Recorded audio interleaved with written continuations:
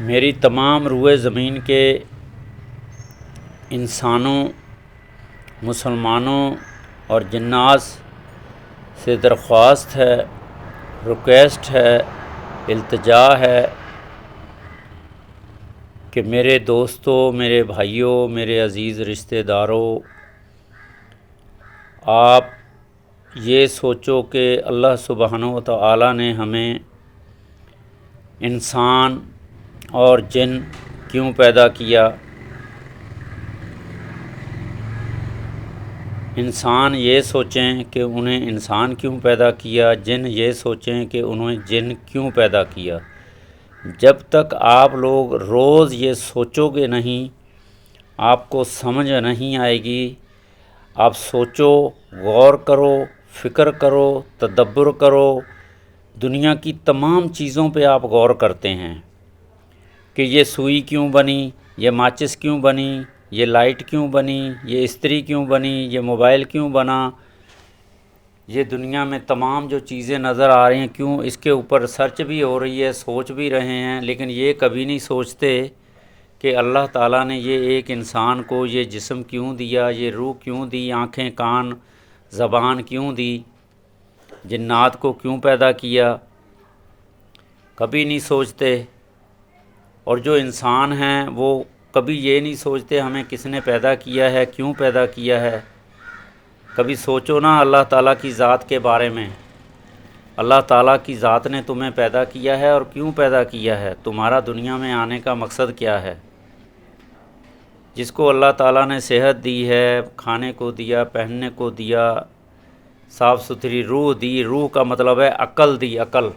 ان لوگوں کو جا کے دیکھو جن کو عقل نہیں ہے، نہ ان کو کھانے کی تمیز، نہ پہننے کی تمیز، نہ سونے کی تمیز، جس کو ہم پاگل کہتے ہیں، جانوروں والی زندگی۔ تو میرے بھائیوں، ایک صحت مند انسان کا پیدا ہونا یہ اللہ تعالیٰ کا بہت بڑا ہم پہ احسان ہے۔ دنیا میں ہمارے اوپر کوئی احسان کرتا ہے نا، ہم ساری زندگی یاد رکھتے ہیں۔ تو میرے بھائیوں، جو اللہ تعالیٰ نے احسان کیے ہیں ان کو یاد کرو تو آپ خود بخود اللہ تعالیٰ کو مانو گے بھی، اللہ تعالیٰ کے احکامات کو بھی مانو گے۔ اللہ تعالیٰ نے ہر انسان کو سمجھنے کے لیے، عقل دینے کے لیے یہاں تک کہ اپنے نبی بھیجے۔ سب سے پہلے بابا آدم علیہ السلام کو بھیجا، پھر اس کے بعد حابیل قابیل کو پیدا کیا، پھر اس کے بعد حضرت شیس علیہ السلام کو بھیجا، حضرت ادریس علیہ السلام کو بھیجا، حضرت نوح علیہ السلام کو بھیجا، حضرت ابراہیم علیہ السلام کو بھیجا، حضرت اسحاق علیہ السلام کو بھیجا، حضرت اسماعیل علیہ السلام کو بھیجا، حضرت یوسف علیہ السلام کو بھیجا، حضرت لوط علیہ السلام کو بھیجا، حضرت یونس علیہ السلام کو بھیجا، حضرت ایوب علیہ السلام کو بھیجا، حضرت عیسیٰ علیہ السلام کو بھیجا، حضرت موسیٰ علیہ السلام کو بھیجا، حضرت داؤد علیہ السلام کو بھیجا۔ اس کے بعد اللہ تعالیٰ نے تمام روئے زمین کے نبیوں کے واقعات اور ان کا زندگی گزارنے کا طریقہ اور ان کے اعمال، آخری نبی حضرت محمد صلی اللہ علیہ وسلم کی شکل میں ان کے توسط سے، ان کے زبانی قرآن مجید فرقان حمید کی شکل میں ایک مجموعہ پورا بیان کر کے تمام ظالم بادشاہ کا، تمام نیک دل لوگوں کا، حضرت داؤد علیہ السلام کا آپ دیکھ لیں، اس کے بعد اصحاب کہف کے اندر جو ذکر ہیں وہ دیکھ لیں، اس کے بعد حضرت موسیٰ علیہ السلام کا حضرت خضر علیہ السلام کے ساتھ واقعہ دیکھ لیں، ٹھیک ہے، حضرت موسیٰ علیہ السلام کا فرعون کے ساتھ واقعہ دیکھ لیں، حضرت ابراہیم علیہ السلام کا قارون کے ساتھ واقعہ دیکھ لیں۔ تو اللہ تعالیٰ نے تمام نبیوں کو پیدا کیا۔ اللہ تعالیٰ قرآن کے اندر ان لوگوں کو جاہل کہتا ہے۔ جاہل کا مطلب جن کو اللہ تعالیٰ کی ذات کے بارے میں معلوم نہیں، اللہ تعالیٰ کی کائنات کے بارے میں معلوم نہیں، اللہ تعالیٰ ان کو جاہل کہتے ہیں۔ جاہل کا مطلب علم کم علم والے اللہ تعالیٰ کے بارے میں جو نہیں جانتے، دنیا کے بارے میں نہیں جانتے، آخرت کے بارے میں نہیں جانتے، ان کے بارے میں اللہ تعالیٰ نے اپنے نبی بھیجے ہیں، اور تمام نبیوں کا، تمام کتابوں کا، نبیوں کا مجموعہ، اللہ کے آخری نبی محمد صلی اللہ علیہ وسلم، اور کتابوں، تمام کتابوں کا مجموعہ، زبور، توریت، انجیل، آخری قرآن مجید، فرقان حمید کی شکل میں اللہ تعالیٰ نے دنیا کے اندر پیش کر دیا آخری نبی حضرت محمد صلی اللہ علیہ وسلم کے توسط سے۔ تو اب میرے انسان دوستو، جنات دوستو، مسلمان بھائیوں، ہمارا کام یہ ہے کہ اس کو جاننا، جو بھی اس روئے زمین کے اوپر انسان ہیں، جن ہیں، وہ اللہ تعالیٰ کو جانیں، پہچانیں، اللہ کے نبی کو جانیں، پھر دین اسلام میں شامل ہو جائیں۔ دین اسلام میں شامل ہونے کے لیے ایمان لانا ضروری ہے۔ ایمان اسے ہی کہتے ہیں کہ آپ کسی ایک کے بارے میں مکمل جانتے ہو، وہ کون ہے، کہاں رہتا ہے، کیا کرتا ہے، کہاں پیدا ہوا، کیا اس کا آباء و اجداد کیا ہیں، ایک پوری اس کا شجرہ نسب جانتے ہیں، تب آپ اس کی گواہی دیتے ہیں۔ تو ایسے ہی اللہ تعالیٰ کو جاننا، پھر اس کے نبی کو جاننا، پھر اس کے اوپر ایمان لانا۔ ایمان اسے کہتے ہیں گواہی، شہادت دینا۔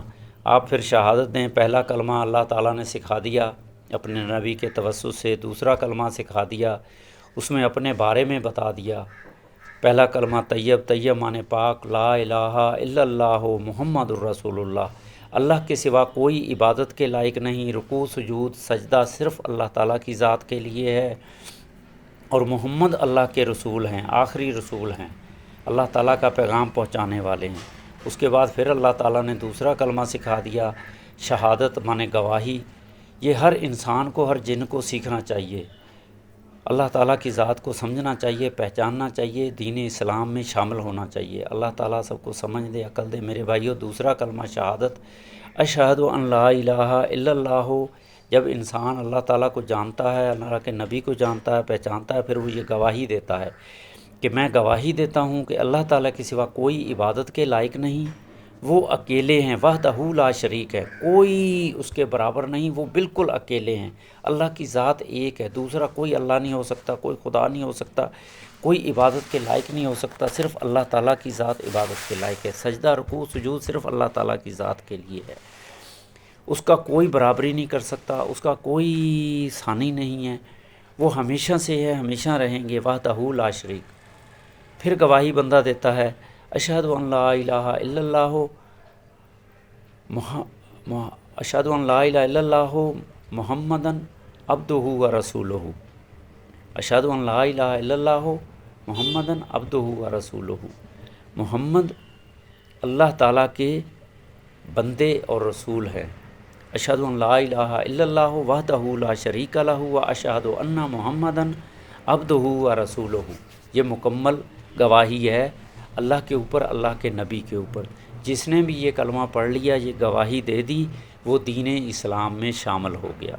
دین اسلام میں شامل ہونے والے کو ہم مسلمان کہتے ہیں۔ پھر مسلمان کو اللہ تعالیٰ، جب بھی آپ کسی بھی، ایک چھوٹی سی مثال ہے، جب کسی کے ساتھ بھی آپ معاہدہ کرتے ہو، کام کرتے ہو، دنیا میں کوئی بھی کاروبار کرتے ہو، تو اس کی مطابق، اس کے قانون کے مطابق، اس کے جو اس نے وعدے آپ سے کیے ہیں، جو کمٹمنٹس کی ہیں، اس کے مطابق آپ اس کے ساتھ چلتے ہو۔ تو اللہ تعالیٰ کے ساتھ بندہ ایک قسم کا معاہدہ کرتا ہے کہ یا اللہ، میرا آپ سے معاہدہ ہے، میں آپ کو مانتا ہوں، آپ کے احکامات کے مطابق زندگی گزاروں گا، آپ اکیلے ہو، وحدہ لا شریک ہو، سجدہ رکوع صرف آپ کو کروں گا، آپ کی بندگی کروں گا۔ اللہ کے نبی کو مانتا ہے، میں اللہ کے نبی کو مانتا ہوں، اس کو فالو کروں گا، اس کی زندگی کے مطابق زندگی گزاروں گا، اس نے جو کچھ بھی اللہ تعالیٰ کے پیغامات انسانوں تک پہنچائے ہیں، اس پہ عمل کروں گا، کرنے کی پوری کوشش کروں گا۔ تو اللہ تعالیٰ سب کو سمجھ دے، عقل دے، ہدایت دے، آمین ثم آمین۔